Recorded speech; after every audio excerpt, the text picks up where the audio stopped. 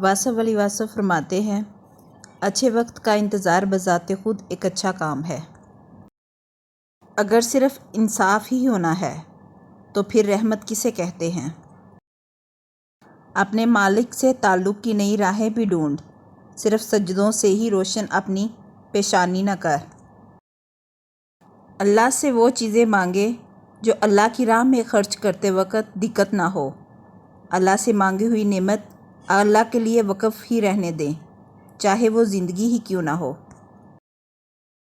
فطرت کے عطیات میں سب سے بڑا عطیہ پرسکون نیند ہے۔ اللہ کا بڑا کرم ہے کہ اس نے ہمیں بھولنے کی صفت دی، ورنہ ایک غم ہمیشہ کے لیے غم بن جاتا۔ وہ دینے والا ہے، جب چاہے جسے چاہے جو چاہے دے دے۔ عبادت کی کمی کو اگر کوئی شخص پورا کر سکتا ہے تو وہ آنسوؤں والا شخص ہے۔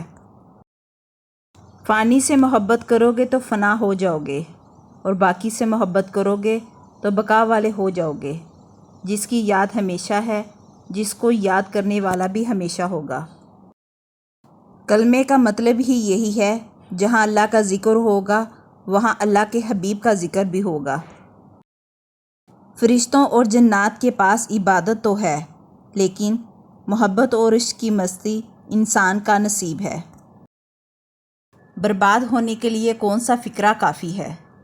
میں اس سے بہتر ہوں اور یہ مجھ سے کمتر ہے۔ مقدر اتنی بار بدلتا ہے جتنی بار بندہ رجوع کرتا ہے۔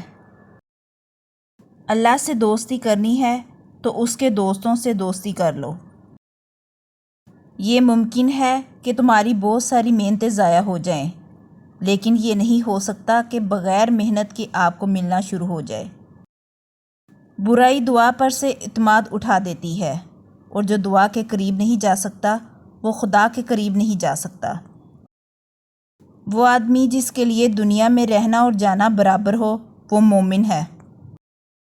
جھوٹے کے لیے یہ سماج جھوٹا اور سچے کے لیے سچا ہے۔ گناہ ہر اس عمل کا نام ہے جو تمہارے لیے نقصان دہ ہے۔ یہاں جو کچھ ہے وہ یہی رہے گا، لیکن یہاں کی چیزوں کو اپنا کہنے والا یہاں نہیں رہے گا۔ طاقت جو ہے عاجزی چھین لیتی ہے، عاجزی چھن جائے تو انسان انسان نہیں رہتا۔ جب تک پیسے کی محبت سے انسان بچتا نہیں ہے اور لذت وجود سے نہیں بچتا تو ایمان مکمل نہیں ہو سکتا۔ اللہ نے جسے طاقت دینا ہوتی ہے اسے پہلے تسلیم کا شعور دیتا ہے۔ اگر تسلیم نہ ملے تو طاقت مل جائے تو انسان فرعون بن کے مرتا ہے۔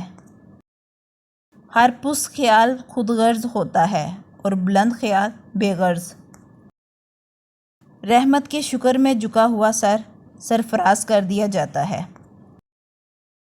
برے علم سے بے علم رہنا بہتر ہے۔ نظارہ علم کا نہیں، نظر کا محتاج ہے۔